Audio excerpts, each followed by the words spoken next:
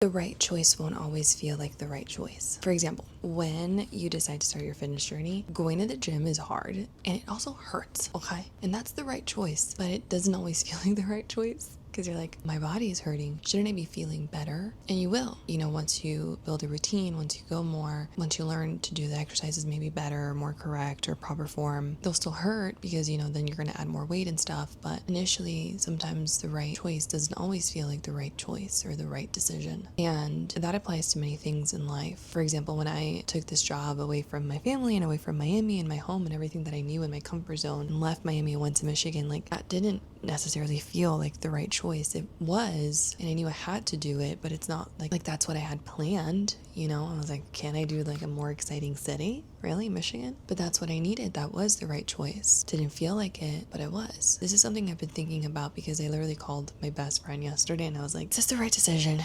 Like, how do you know you made the right decision? And he goes, you don't. You don't know. You don't know if you did.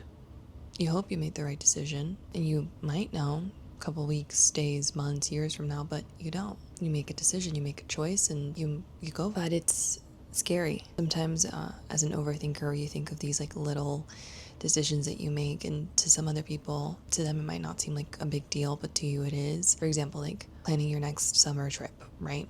Where should you go? To some people that might be so small, but like to me, it's not. Picking this next destination, it means setting a journey up, setting an experience. And every city that you go to is going to be a new experience. So it's like, what experience do I want to have? And sometimes it's scary because not making a decision about where to go to on your next trip, but like let's say changing jobs or saying goodbye to friendships, it's hard because it's scary. But I was journaling yesterday night and I journaled how beautiful it is that we care so much about something or someone that we're afraid to lose it. What a privilege it is to feel, to care. And I think we forget that life is a privilege. Like, today, tomorrow is not guaranteed. And I think when we're young, we think we have all this time to do all these things, but in reality, we really don't. Life can really pass you by if you let it, and you really have to be mindful that you're living the life that you want to live, that you're making decisions that you want to make. Sometimes that includes hard decisions. Sometimes it's easy, like picking a restaurant. It's a privilege to be able to feel so much, that we care so deeply about someone else's emotions and feelings. Love, it's a beautiful thing. Caring is a beautiful thing. I think nowadays society has shamed some of us in the form that we care. Don't care too much, don't show too much emotion, don't open yourself up so much so quickly. And to all that I say, why? Why withhold the love that you may have for someone?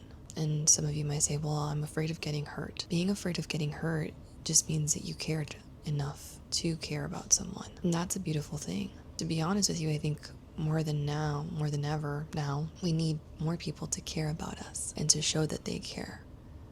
Because so many people don't do that, don't show that they care. And all we need is a little love and a little more compassion. You really never know what someone is going through. And sometimes you have to put them above yourself. Sometimes you have to choose them instead of yourself. Because that's the season. It's a season of you choosing them, of you thinking about them, not you. I've been seeing The Summer I Turned Pretty. I'm actually two seasons behind because I really wanted to get to the last season before watching it because I can't handle the waiting. But something I appreciate about Conrad is the fact that he cares so much about Belly that he puts Belly's happiness above himself. He just wants Belly to be happy. And I think that's true love. Loving someone so much that you put their happiness above your own. And I mean that in friendships and relationships. Sometimes we make decisions that to others might not make sense. And you know what I've learned this summer?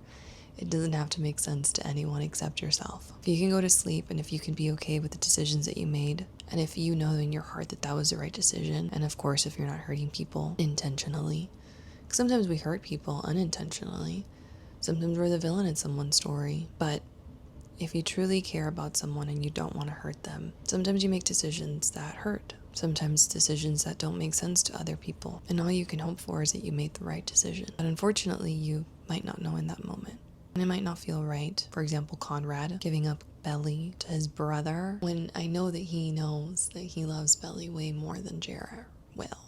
But he loves Belly more than he loves himself. He wants Belly to be happy more than he wants his own happiness. But he also knows that Jeremiah is not the person for Belly. And that's why he opened up his emotions and his feelings. He wanted to lay it all out there. But at the end of the day, Conrad just wants Belly to be happy. Love is not selfish and love is not conditional. Love is just love. And I think that many of us are now putting these conditions or expectations about what love should be or what you should expect from people or people should expect from you. And that's just boxing someone to be something. There's no room for difference or opportunity for growth. Love is just love. And everyone loves differently. Everyone has a different love language. And I know that's tossed around a lot nowadays, but it really is true. And I challenge you to start to pay a bit more attention to the people in your life, the way that they show love, the way that they show up for you. And I think it'll open your eyes to have a little bit more compassion, because you'll stop saying, well, they didn't do X, Y, and Z. No, but they did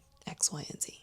Well, they didn't tell me they loved me. No, but they filled up your car with gas or brought you food because they knew you had a hard week and weren't in the energy or in the mood to cook. Allow people to be themselves and to love you how they want to love you.